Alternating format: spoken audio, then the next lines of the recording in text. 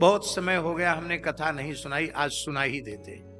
बहुत पहले सुनाते थे ये कथा, अभी तो कई वर्षों से नहीं सुनाई। ये हमारे भारतवर्ष के हिमालय क्षेत्र में जो भगवान अमरनाथ हैं, इन अमरनाथ बाबा के निकट एक विशाल वटवृक्ष के कोहड़ में एक अंड के रूप में प्रकट हो गए। अंड के रूप में प्रकट हो गए, ये कहने का प्रयोजन ये है, ये किसी शुक और सुकी के गर्भाधान से अंड के रूप में उत्पन्न नहीं हुए, नित्य गोलोक से आए और अपने संकल्प से ही एक अंडे के रूप में वहां विराजमान हो गए। और इसी समय की बात है, देवर्षि नारद जी कैलाश पधारे। भगवान शिव ऋषियों के यहां किसी सत्संग में, उत्सव में गए थे। भगवती जगदम्बा पार्वती केवल आश्रम में थी। नारद जी तो उनके गुरुजी हैं। नारद जी का आओ आओ भगत की आदर किया, प्रणाम किया, आओ गुरुजी विराजो। कहा कहो भगवती पर्वत नंदनी, आनंद में तो हो ना। पार्वती जी बोली गुरुजी क्या बतावें, इतना प्रेम भगवान शंकर देते हैं, इतना प्रेम देते हैं, इतना प्रेम देते हैं, मैं उस प्रेम का अपनी वाणी से वर्णन नहीं कर सकती। उन्होंने तो मुझे अपना अर्धांग ही बना रखा है। इतना प्रेम देते हैं कि मुझे अपने अंक में स्थान देते हैं, गोद में स्थान देते हैं। पार्वती भगवान शिव के द्वारा प्राप्त प्रेम का वर्णन कर रही थी और नारद जी तो लीला करने पधारे थे। कुछ अनमने से ढंग से नारद जी ने सुना और सुनने के बाद कहा हाँ ठीक है, आपकी अनुभूति है तो उससे हमारा कोई विरोध नहीं है, अच्छी बात है। आप उनके प्रेम को प्राप्त करके धन्य हो रही हैं, ये तो अच्छी बात है, बहुत अच्छी बात। पार्वती जी ने कहा गुरुजी आपने जैसी अभिव्यक्ति आपको करनी चाहिए थी वैसी आपने थोड़ा, आपका लहजा दूसरा है। नारद जी ने कहा अब ज्यादा पीछे मत पड़ो पूछने के। हाँ प्रेम तो करते हैं शिव जी, पर तनिक कपट रखते हैं आपसे। कहा क्या कपट रखते हैं? का चिता भस्म क्यों धारण करते हैं? कभी बताया आपको? नहीं बताया। अस्थिमाल क्यों धारण करते? कभी बताया? नहीं बताया। मुंडमाल क्यों धारण करते? कभी बताया? और उस मुंडमाल में किस किस के मुंड हैं कभी बताया? बोले ये हमने पूछा नहीं। बोले पूछ लेना, बताएंगे नहीं। यही तो कपट है। अरे सब चीज बतानी चाहिए उनको कि हम क्यों ऐसा करते हैं, नहीं बता, यही तो कपट है। देखो अब हमको दोष मत देना, तुमने पूछा हमने बता दिया, नारायण नारायण। नारद जी चले। भगवान शिव लौट के आए, देखा पार्वती जी बहुत अनमनी सी उदास है। शिष्टाचार में थोड़ी उठ के खड़ी हुई, अगवानी तो की, पहले जाके फिर बैठ गई। कहा तुम्हारा मुखारविंद प्रसन्नता से खिला रहता था, आज तुम उदास क्यों हो गए? बोले अब कुछ मत पूछो, जले पर नमक मत छिड़ो। बिना गुरु के ज्ञान नहीं होता। आज पता चला कि आप ऊपर ऊपर के प्रेम का प्रदर्शन करते हैं, दिखावटी प्रेम करते हैं, भीतर से प्रेम आपका नहीं है, आप थोड़ा कपट रखते हैं। शंकर जी ने कहा ये ज्ञान तुमको किसने दे दिया? कोई आया था क्या यहां? हाँ हमारे पूज्य गुरुदेव भगवान श्री नारद जी आए थे। बोले वाह, तब तो हो गया काम। नारद जी पक्के गुरु हैं, तुम उनकी पक्की चेली हो। नारद जी जिसको पाठ पढ़ाते हैं उसको कच्चा पाठ पढ़ाते नहीं। प्रहलाद जी को पेट में भक्ति का पाठ पढ़ा दिया, कितने पक्के निकले प्रहलाद जी भक्ति में। जयति जगति मायाम यस्य काया धवस्ते वचन रचन में एकम केवलम चाकलय्य ध्रुवपदमपि यातो यत कृपातो ध्रुवोयम सकल कुशल पात्रम ब्रह्मपुत्रम नतास्मि। अद्भुत है नारद जी। शंकर जी ने कहा भला कौन सा कपट हमने तुमसे किया? कई चिता भस्म क्यों लगाते हो? अस्थिमाल क्यों धारण करते हो? मुंडमाल क्यों पहनते हो? इसमें किस किस के मुंड हैं? शंकर जी ने कहा हम लोग अवधूत परमहंस योगी हैं, ज्यादा गहराई में नहीं उतरना चाहिए। ये कोई पूछने की बात? और कुछ पूछो। अब पक्की बात हो गई कि आप कपट करते हैं। गुरुजी तो कह रहे थे कि तुम पूछ लेना, नहीं बताएंगे। नट गए ना आप, मना कर दिया आपने।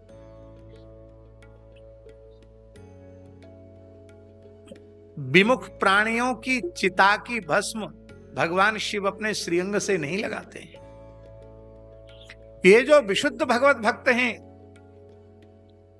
जिनका संपूर्ण जीवन भगवत चरणारविंद में समर्पित हो चुका है, जिनके रोम रोम से निरंकार गूंजता है, भगवान नाम प्रकट होता है, ऐसे जब भगवान के प्राण प्यारे भक्त अपने देह का विसर्जन करते हैं तो उनके उस पवित्र जप युक्त देह के प्रति शिवजी का इतना अनुराग है कि उनकी भस्म को वे अपने श्रीअंग पर धारण करके उस भक्त के आलिंगन का सुख प्राप्त करते हैं और उस भस्म की रज के एक एक कण से हरिनाम प्रकट होता है।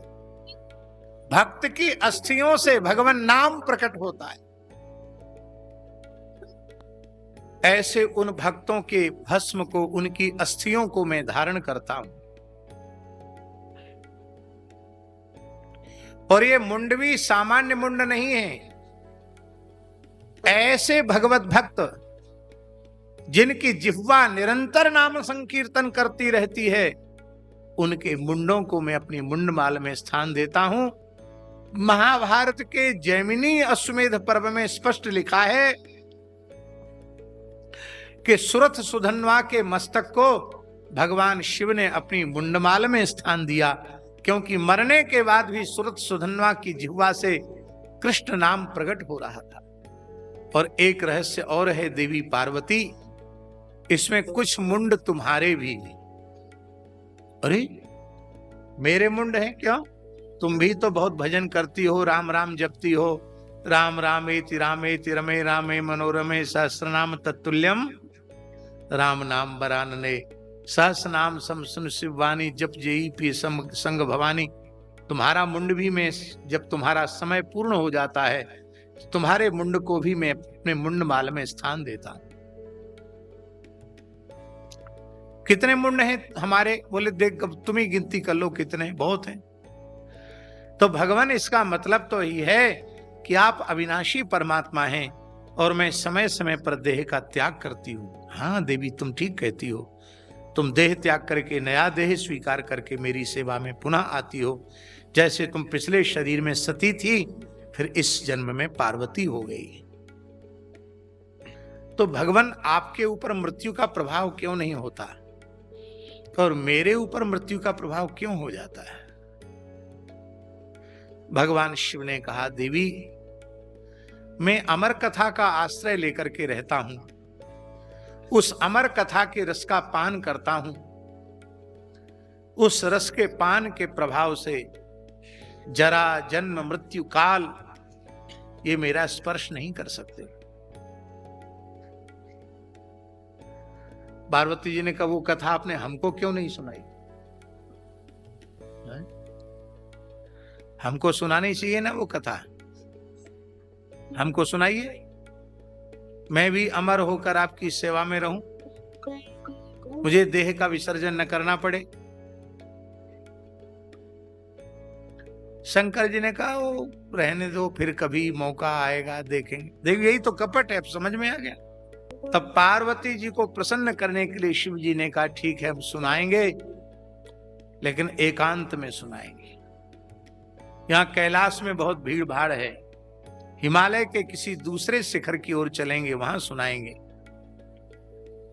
पार्वती जी बोली दुनिया के किसी कोने में ले चलो, हमें तो सुनना है। भगवान शिव चले, नंदीश्वर पर विराजमान होकर के चले। तो सबसे पहले उनको एकांत में सुनाना है ना कथा, तो सबसे पहले नंदी को छोड़ दिया उन्होंने। कहां छोड़ा नंदी को? आप लोगों में से अमरनाथ कौन कौन गए हैं? पहलगांव गए हैं? ये पहलगांव नहीं है, इस गांव का नाम है बैलग्राम। क्या नाम है? बैलग्राम नाम है इसका, वृषभग्राम। वृषभग्राम से बैलगाम, बैलगाम से पहलगाम हो गया। पहलगाम मतलब होता वहां नंदीश्वर को छोड़ा, वो पहलगाम हो गया। आगे आप चलेंगे तो शेषनाग वाली झील आती है, गणेश टॉप आता है, वहां कार्तिकेय गणेश जी को छोड़ दिया, तुम यहीं रहो। और आगे बढ़े तो अपने कंठ के शेषनाग को छोड़ दिया, वो शेषनाग वाली झील आज भी है। हम वहां एक रात्रि विश्राम किया हमने वहां से आगे चलकर पंचतरणी है, वहां गंगा जी को छोड़ दिया, चंद्रमा को छोड़ दिया, केवल शिव और पार्वती है बस। और उस पवित्र गुफा में विराजमान हो गए, जिस गुफा को इस समय अमरनाथ गुफा कहते हैं। भगवान शंकर समाधिस्थ होकर अमर कथा सुनाने लगे और भगवती जगदम्बा पराम्बा श्री पार्वती जी नेत्र बंद करके समाधिस्थ होकर कथा सुनने लगी। किंतु शंकर भगवान ने पहले ही पार्वती जी को कह दिया था, हम आंख बंद करके कथा कहेंगे और तुम हुंकारी भरते जाना, हूं बोलते जाना, जिसमें हमको पता चले कि तुम सुन रही हो। तुम हुंकारी बंद कर दोगी तो हम कथा बंद कर देंगे। हम तो आंख मूंद के कथा कहेंगे, आंख खोल के कथा कहें तो पता चले। तो मैं नेत्र बंद करके कथा कहूंगा, तुम्हारी हुंकारी का शब्द हमारे कान में पड़ना चाहिए।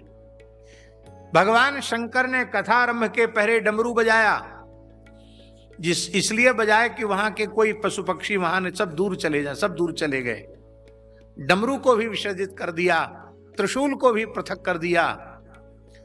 और जिस समय भगवान शंकर ने डमरू बजाया, डमरू के निनाद से वो बट वृक्ष के खोहड़ में जो अंड रूप में भगवान शुकदेव विराज रहे थे, अंड फूट गया, शुकदेव प्रकट हो गए। अब शंकर जी तो समझ रहे हैं कि केवल पार्वती जी सुन रही है।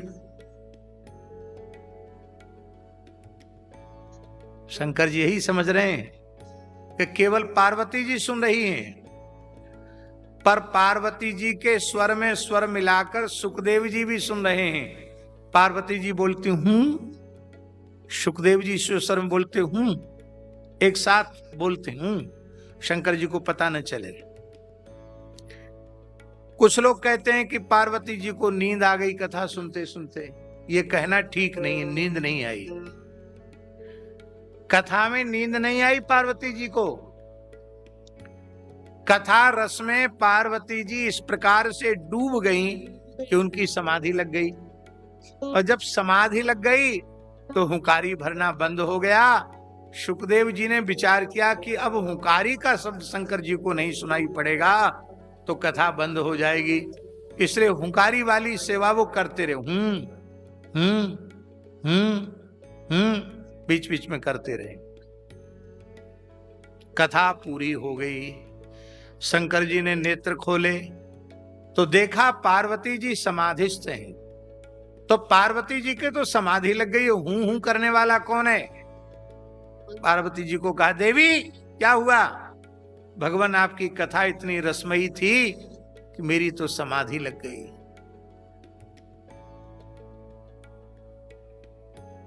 इससे झाजी एक बात प्रमाणित होती है कि आपकी भावभूमि चाहे जितनी उच्च कोटि की ही क्यों ना हो, कथा में समाधि नहीं लगनी चाहिए। कथा के बाद समाधि लगे तो ठीक है, कथा के बीच में समाधि भी श्रेष्ठ, क्योंकि समाधि में फिर बाहर के शब्द का श्रवण होगा नहीं, तो आप कथा के रस से वंचित हो जाएंगे। फिर ये हुंकारी कौन भर रहा था? भगवान मुझे तो पता नहीं कौन भर रहा था। कौन हुंकारी भर रहा था? सुखदेव जी बोले हूं। अच्छा, चोरी फिर सीना जोरी।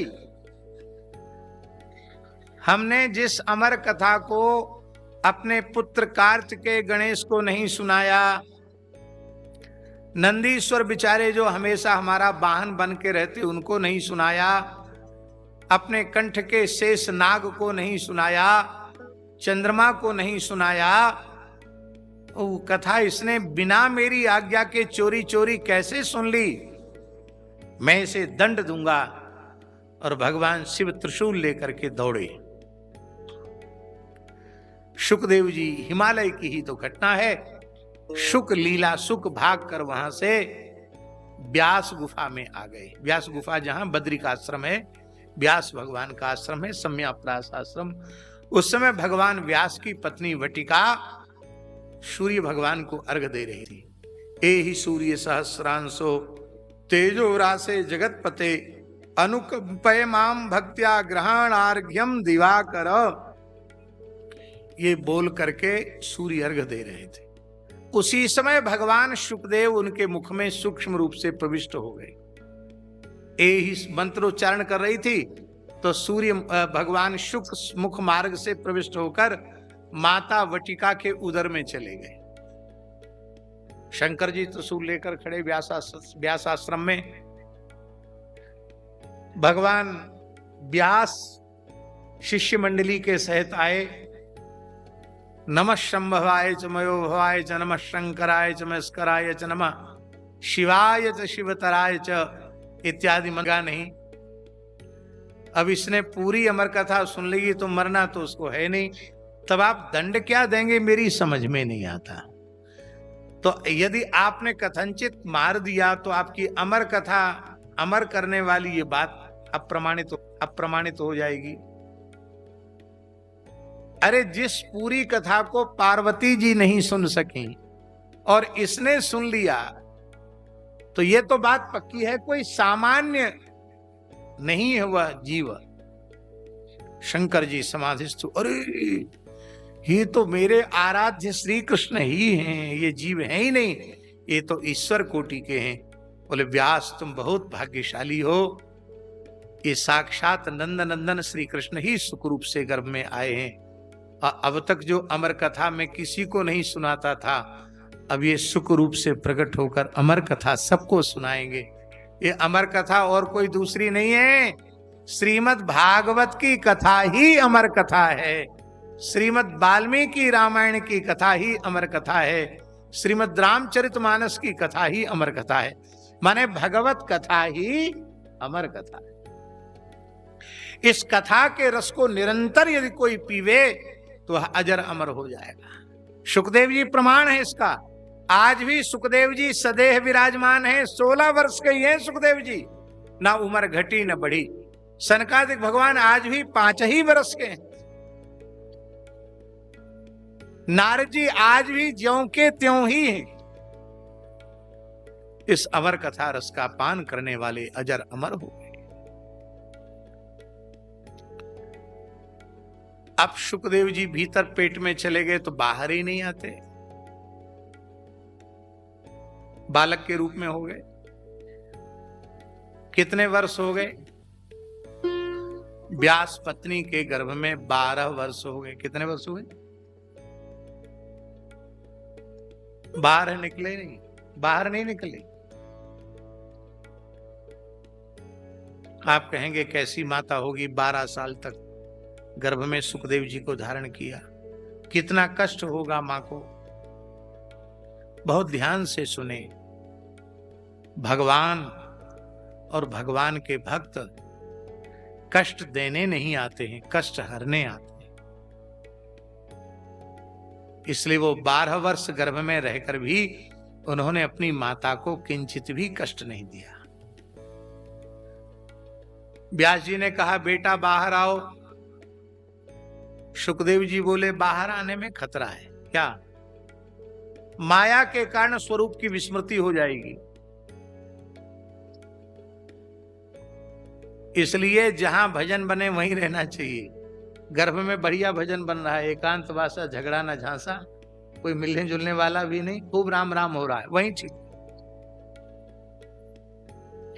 माया के डर के मारे बाहर नहीं आ रहे हैं।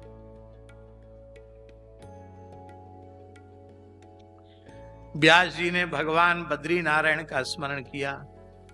भगवान बद्री नारायण प्रकट हुए। बद्रिकाश्रम की तो घटना है ही है। भगवान बद्री नारायण प्रकट हुए। व्यास जी से पूछा हमको क्यों याद किया? बोले आप जन्म दीजिए बालक को, नहीं तो जन्म ही नहीं लेना चाहते हैं। भगवान नारायण ने कहा सुखदेव जन्म क्यों नहीं लेना चाहते हो? बोले प्रभु आपकी माया से हमको भय है। भगवान बोले हम आश्वासन देते हैं मेरी माया आपको छू नहीं सकेगी। अरे भला आपको मेरी माया कैसे स्पर्श करेगी? आपकी वाणी का जो आश्रय लेंगे उन जीवों को भी मेरी माया का स्पर्श नहीं। आश्रय लेने का मतलब कथा कहना नहीं, हाँ, कि भागवत की कथा वाचने लगे तो भागवत का आश्रय हो गया। भागवत जैसा जीवन हमारा हो जाए, भागवत आत्मसात कर लें हम, उसको माया का स्पर्श नहीं। पक्की बात, आपके वचनामृत को सुनकर जीव माया से मुक्त हो जाएंगे। आपको माया से भय क्यों है? भगवान नारायण चले गए। सम्याप्रास आश्रम में वैशाख अमावास्या की मध्याह्न काल की अभिजित वेला में भगवान श्री सुखदेव जी प्रकट हुए। बोलो श्री सुखदेव जी महाराज की जय। वैशाख अमावस्या सुखदेव जी की जयंती है।